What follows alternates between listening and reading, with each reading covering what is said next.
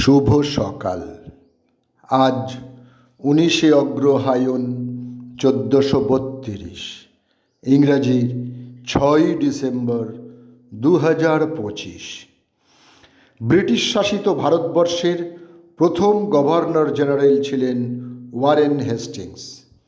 6ই December 1732 চার্চিলের অক্সফোর্ডে এক গরিব পরিবারে তিনি জন্মগ্রহণ করেন। বিখ্যাত ভারত বিশারদ, দার্শনিক, ধর্মতত্ত্ববিদ, সমাজতত্ত্ববিদ, অধ্যাপক, সংস্কৃত ভাষায় সুপণ্ডিত, জার্মান পণ্ডিত ও অনুবাদক ছিলেন ম্যাক্স মুলার। আজ তাঁর জন্মদিন। 6ই ডিসেম্বর 1823 ক্রোয়েশিয়া সাম্রাজ্যের অন্তর্ভুক্ত আনহাল্ট রাজ্যের ডেজাউ শহরে তিনি জন্মগ্রহণ করেন। তাঁর কথায় বেদের যে দেবতা তত্ত্ব তাকে বহু ঈশ্বরবাদ হিসেবে আখ্যায়িত না করে বরং এক পরম সত্তার বহু দেবতার মিলনস্থল বলাই উচিত। বাংলা সাহিত্যের ইতিহাস রচয়িতা হরপ্রসাদ শাস্ত্রী ছিলেন একজন ভারতীয় বাঙালি ভারততত্ত্ববিদ, সংস্কৃত বিশারদ ও সংরক্ষণবিদ। বাংলা সাহিত্যের প্রাচীনতম নিদর্শন চর্যাপদের আবিষ্কারকর্তা তিনি। 6ই ডিসেম্বর 1853 খুলনায় তিনি জন্মগ্রহণ করেন। ভারতের স্বাধীনতা আন্দোলনের একজন স্বনামধন্য বিপ্লবী দীনেশচন্দ্র গুপ্ত বা দীনেশ গুপ্তের আজ জন্মদিন। সময়টা 1911।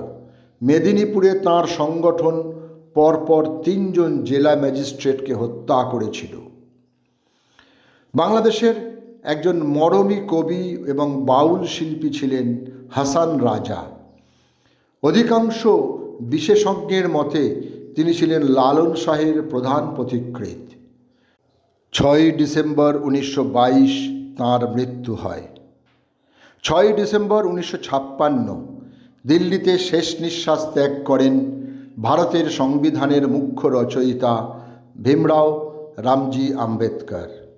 তিনি ছিলেন একজন ভারতীয় ব্যবহার শাস্ত্রজ্ঞ, রাজনৈতিক নেতা, বৌদ্ধ আন্দোলনকারী, দার্শনিক, চিন্তাবিদ, নৃতত্ত্ববিদ, ঐতিহাসিক, সুবক্তা, বিশিষ্ট লেখক, অর্থনীতিবিদ, সম্পাদক, রাষ্ট্রবিপ্লবী ও বৌদ্ধ পুনর্জাগরণবাদী। 6ই ডিসেম্বর 2020 90 বছর বয়সে কলকাতায় নিজ বাসভবনে শেষ নিঃশ্বাস ত্যাগ করেন সৌরীন্দ্রনাথ মুখোপাধ্যায় বা মনু মুখার্জি। তিনি ছিলেন বাংলা চলচ্চিত্র দূরদর্শনের একজন বলিষ্ঠ অভিনেতা। মুগ্ধ হয়েছিলাম শ্মশান চাঁপা রেডিও নাটকে তাঁর ঘাটবাবুর চরিত্র শুনে। সকলকেই আমার আনত প্রণাম।